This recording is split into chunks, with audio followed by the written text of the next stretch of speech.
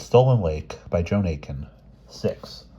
The short distance between the Sydney Hotel and the revolving palace on its island was swiftly accomplished, and the carriage drew up before a flight of black marble steps, flanked on either side by 3 gray-clad, silver-plumed sentries. The coachman opened the door. Dido was lifted out, and the small party from the HMS Thrush ascended the steps. "Oops," said Dido, "there ain't no front door." "I reckon we'll have to wait till it comes round," said Lieutenant Windward.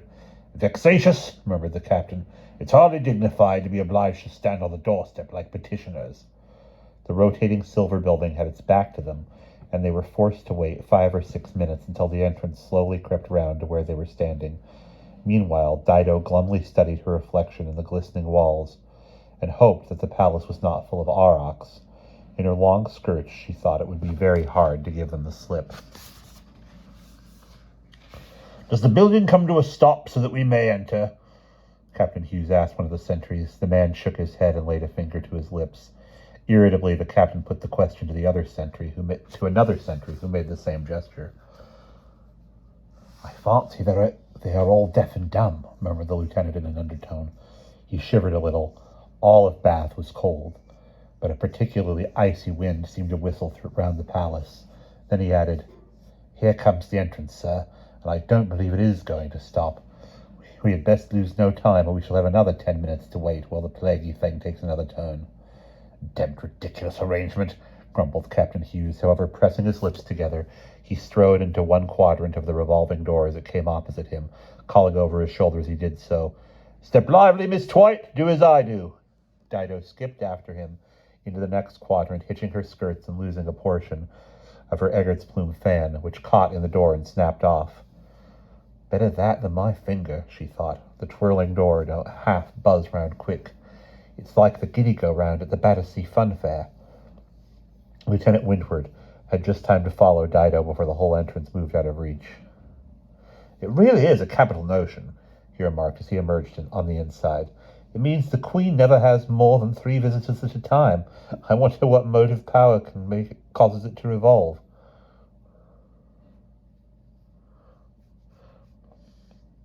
"Maybe heat from Mount Danyake," suggested Dido. "Like the old cove in at the baths was telling us. Perhaps that's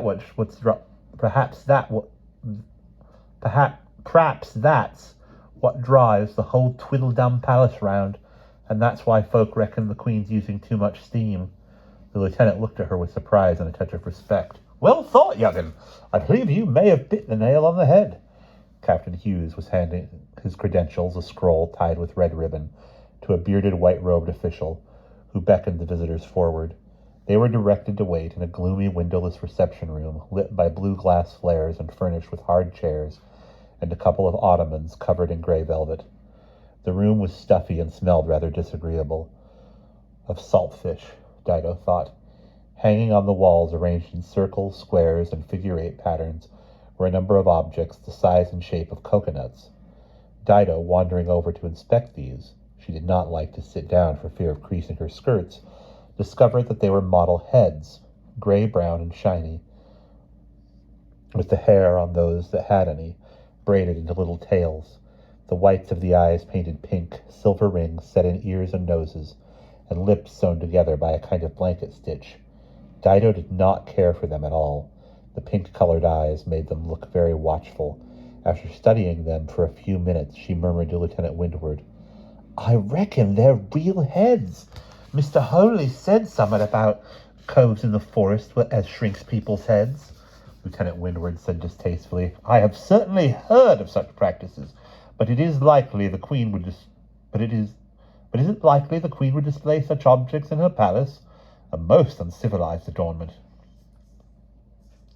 "Mr. Holystone, so the lips are sewn up to prevent the ghosts getting out and haunting anybody," Dido told him. Lieutenant Windward threw up his eyes at such superstitious folly. Captain Hughes had time to become exceedingly impatient before they were summoned to the Queen's presence.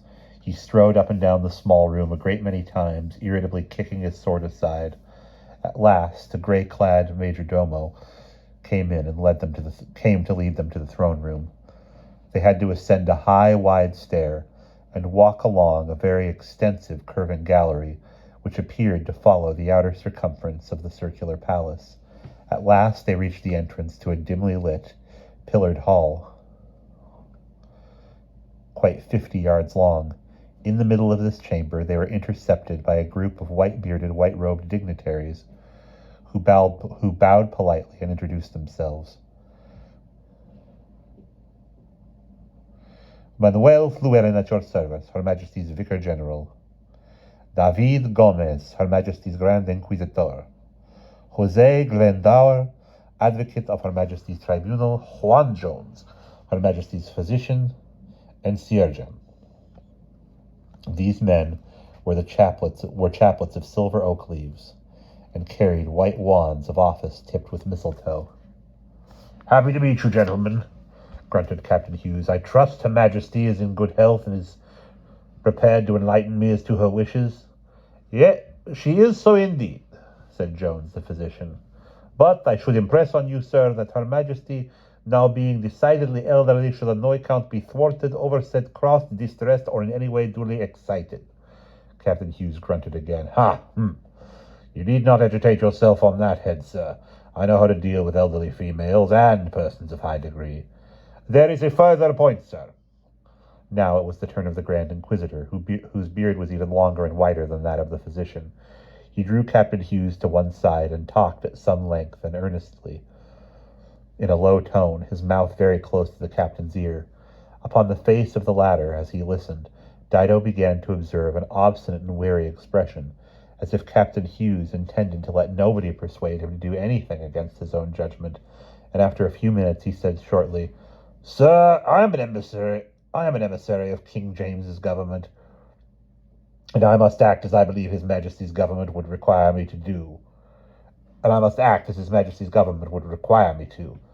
But do not be anxious, as the other man began to protest or remonstrate. I will not put Her Majesty into a fidget. I can be diplomatic when it is necessary, I assure you. It is not precisely that, sir, the Grand Inquisitor said smoothly as the captain began to turn away from him. It is just, sometimes Her Majesty's wishes do not accord with the best interests of the... Easy, man, I will undertake no foolish capers, I promise you. But the Grand Inquisitor was evidently by no means easy.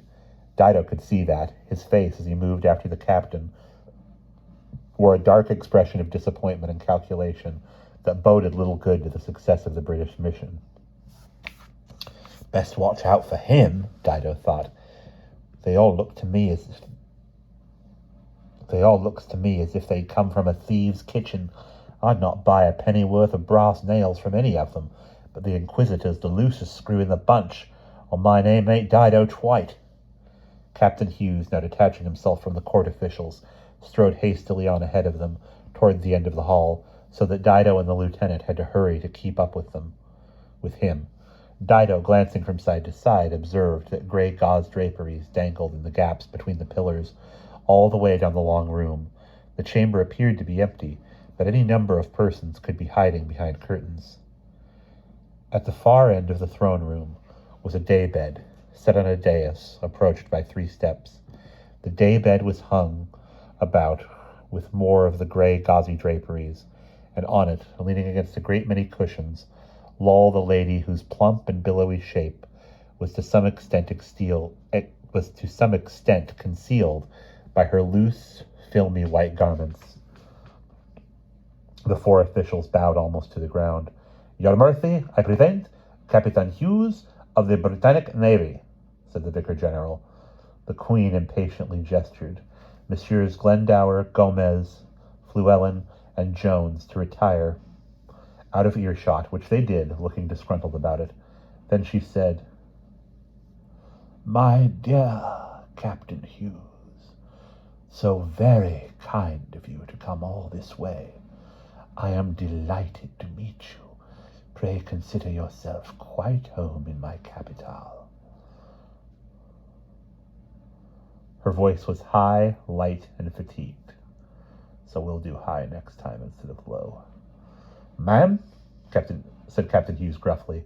He climbed the 3 steps, went down on one knee, and kissed the hand she extended. Then rising, he added, "I have the honor to present Lieutenant Windward of His Majesty King James's sloop Thrush, and this is Miss Dido Twite from Battersea." Dido curtsied. It was not one of her more successful efforts. But Queen Ginevra appeared to find no fault with it. She turned her protuberant light gray eyes on Dido.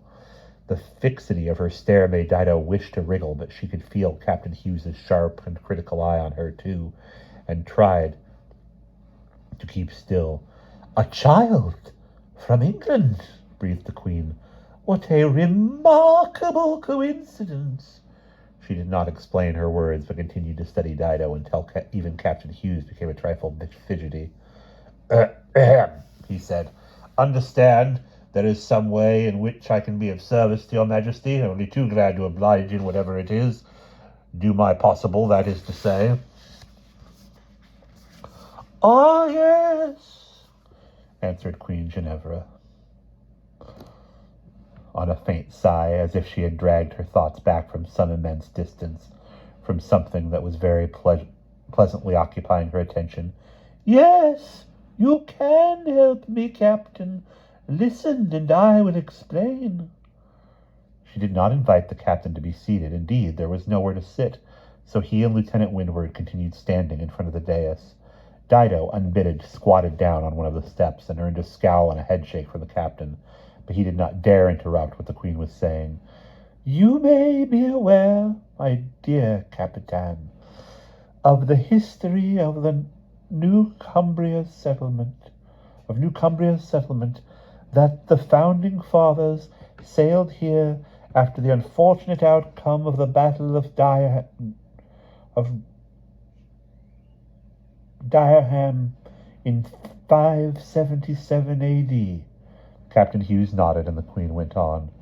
"In the course of the battle, you will recall my husband, King Arthur, received a number of wounds, one very dangerous, and was ferried away over the water to Arianrhod to be healed of his hurts on the island of Avalon by his aunts, the Cornwall sisters." At the Queen's words, Captain Hughes turned first extremely pale, then bright red. He cast one nerve-racked sideways glance at Lieutenant Windward, who was standing equally red-faced, staring rigidly ahead. "Your husband, ma'am, King Arthur. I'm afraid I don't quite—" "My husband, King Arthur," she repeated. Her high, fatigued voice held a hint of irritation. "To be healed of his wounds on the Isle of Avalon. But, good gad, ma'am, that would make you 1,300 years old," the Queen said coldly. "You do not think I would be such an undutiful wife as to die before my husband returned to me?" Captain Hughes did not look as if he had any thoughts on the subject at all. He stared at the Queen with glazed eyes. Dido stared too. Never before had she seen a lady 1,300 years old. Queen Ginevra certainly was very fat. She must have been getting fatter and fatter all those hundreds of years, Dido reflected. Didn't look as if she walked about much, or went out in the fresh air. The Queen's skin was pale and soft, like white bread dough. She lolled back wearily against her pillows. Lucky she ain't bald, Dido thought. An abundance of limp, rather greasy yellowish-white hair swept back from the Queen's brow and confined by a diamond-studded snood. An abundance of limp, rather greasy yellow-white hair was swept back from the Queen's brow and confined by a diamond-studded snood. Like Queen Victoria, she had very little chin, but her eyes, large as poached eggs, made up for that. They were extremely sharp and gave the impression that they observed all that went on, not only in front of the Queen, but also to the side and behind her. They observed, but they held no expression. They were like birds' eyes. The short fingers of her small fat hands were loaded with rings. "The Battle of Dairam was fought in the winter, Queen Ginevra went on. After my husband had been conveyed away by his aunts, the lake, Arianrod very fortunately froze, so we were able to bring it with us to New Cumbria. Bring it with you, ma'am? The lake? In the form of ice blocks as ballast, she answered rather impatiently. Had it been liquid, of course, the task would have been by no means so easy. By no means, Captain Hughes echoed faintly. If you will appreciate, of course you will appreciate the necessity of bringing the lake. Necessity, ma'am. Do not be continually repeating my words like a gabby, Capitan, I beg. Of course, it was necessary that the lake should be here, because when my husband returns, it will be by boat across that lake, into which, as you will recall, the sword Caliburn had been dropped in order to summon his aunts. The sword Caliburn had to be dropped in order to summon his aunts. Captain Hughes remained silent. A light sweat had broken out on his brow. When we reached New Cumbria, Queen Ginevra went on, a convenient location was found for the resting of Lake Arianrod in a dried-up depression, doubtless volcanic in origin, between Mount Damiac and Mount Catalonde, and it has remained there ever since. Some of the peasants call it Dosmery, but of course Arianrod is its real name. Just so, said the captain. Now to my purpose, went on the Queen. She looked sharply at Captain Hughes. Captain, Lake Arianrod has been stolen. Gracious me, ma'am, said the captain after a slight pause. It shall be your task to get it back to me. Said the captain after another slight pause. I shouldn't wish to cast doubt, your majesty, but you are quite sure it has been stolen and not merely trickled away or evaporated or sunk into the ground. It has been stolen, Captain, repeated the Queen coldly. I am aware of the motive and I am cognizant of the culprit. But how could somebody steal a lake without the slightest difficulty? The lake frequently freezes, since it is at an altitude of 14,000 feet. It was purloined and removed across my boundary on llamaback in the form of ice blocks, just as we imported it from Camelot country in the first place. You did mean, ma'am, said the captain a little wildly. I just wished to be sure I did not misunderstand. You did mean that your husband was the King Arthur who established the Round Table? Ignoring the question, the Queen said, You had best peruse this impudent document. From among the folds of her draperies she produced a scroll embossed with a crowned dragon and handed it to Captain Hughes. You may read it aloud for the benefit of your companions, she ordered.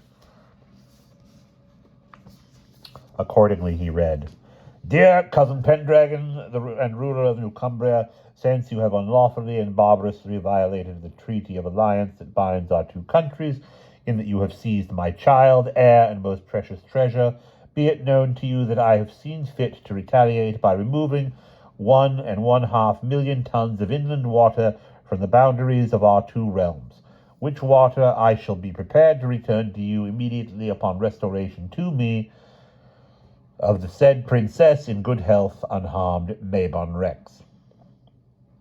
What is this about? Inquired Captain Hughes, when he had digested the contents of the epistle. Mabon, I understand him to be the ruler of the kingdom of Lyonesse, which lies to the southeast of your majesty's dominions. But what is this heir, this princess of whom he speaks? Oh, it is all such nonsense. The most ridiculous, laughable mistake, exclaimed Queen Ginevra pettishly. The idiot has taken it into his head to accuse me of abducting his daughter. Why should I do such a thing? And in consequence, he has the effrontery, the outrageousness to remove my sacred lake. There is no truth in his accusation? Queen Ginevra drew herself up.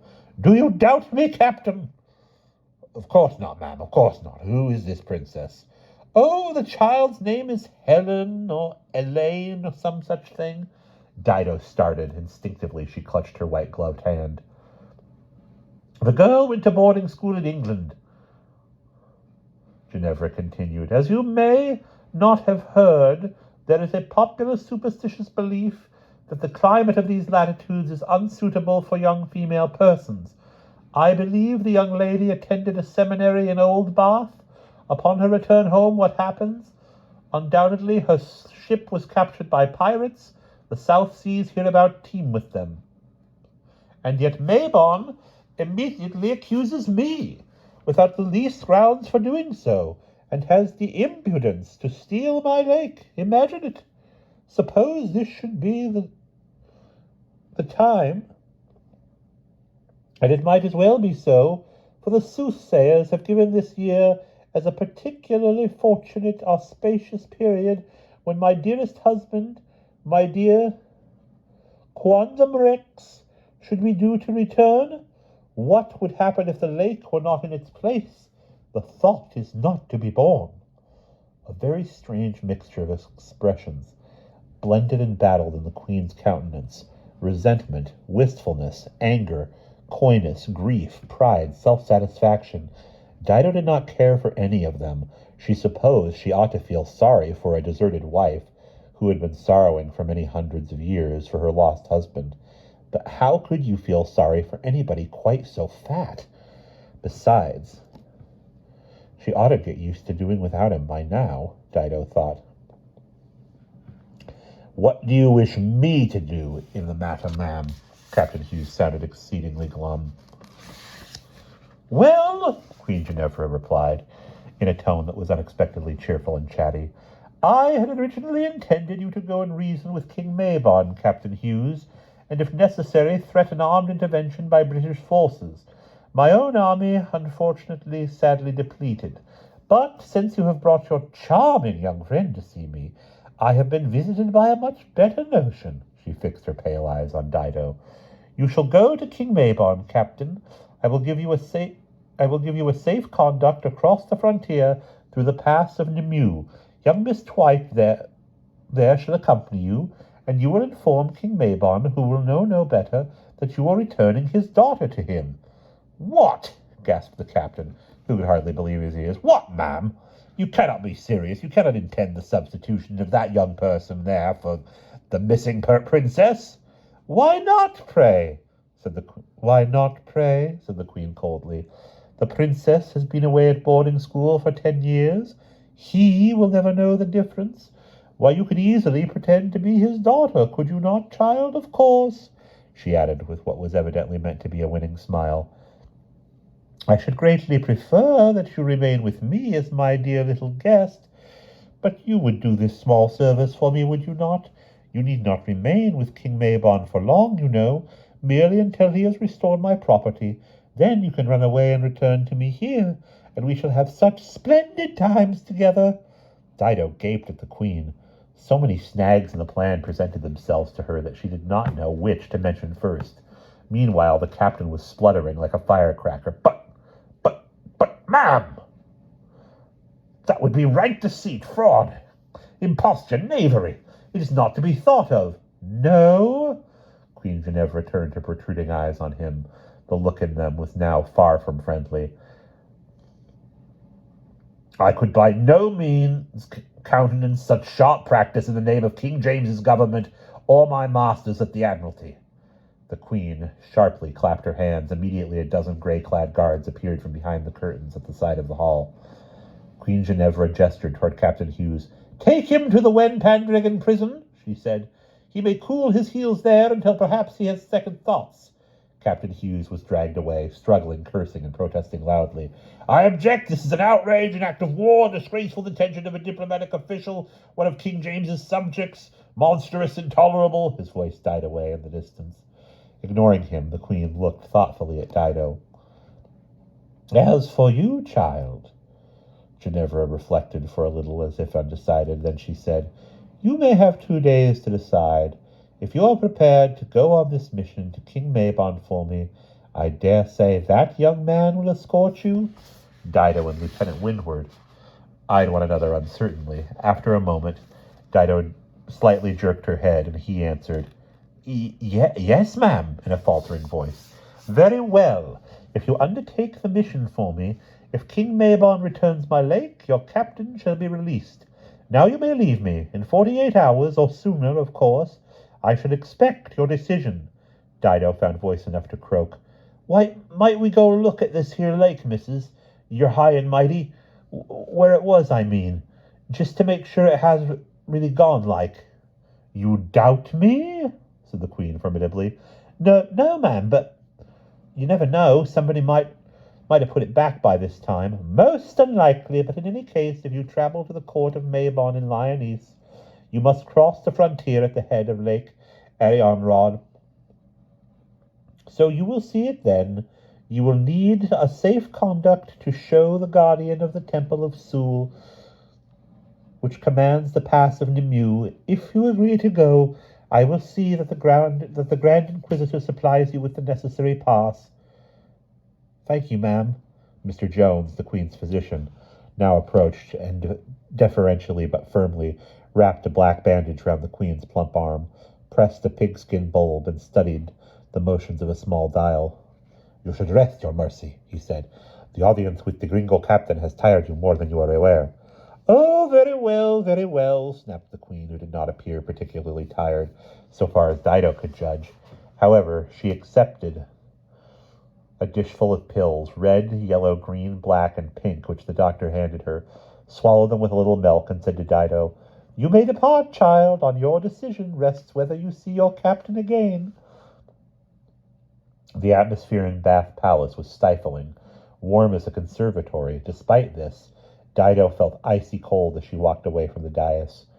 Queen Ginevra's glance seemed to pierce like an oyster knife between her shoulder blades. It was a comfort to have Lieutenant Windward's firm clasp on her arm. He was walking at a measured pace, trying to avoid undignified signs of nervous hurry. Dido had leisure to observe that the side hangings were in fact spider webs, huge sagging curtains of them, swinging from roof to floor. They sparkled here and there with precious stones, diamonds perhaps, and the spiders, occasionally to be seen lurking in thickety knots of web, were as large and hairy as coconuts. In the curving gallery outside, they found David Gomez, the Grand Inquisitor, waiting to intercept them. Here comes more trouble, breathed Dido, as the venerable white-bearded figure extended a skinny hand. Young man, miss. The Inquisitor's voice was conspiratorial. He gave them a sly smile. Sir? Lieutenant Windward's tone was sharp with worry. He was a capable, conscientious young man, a good second in command, but not used to dealing with such a crisis as this. I know you are in a pucker about your Capitan. Small blame to you. Her Majesty is so impulsive. That was what I tried to warn him. But he would not be advised. Now, doubtless, he is sorry. But listen to me. Do not you be so hot-headed. Take my advice. Pretend to agree to the Queen's mission. Then come to me. Will you do that? Not rarely go to Queen Mabon, you mean? Windward said cautiously. The Grand Inquisitor shook his head. Mabon has not taken the lake. Gracious me, no. He would not do such a thing. It will have sunk away from natural causes. She will only make us into a laughing-stock with such a message. Their queen is cracked in the head. Mabon will be saying, a great pity that would be.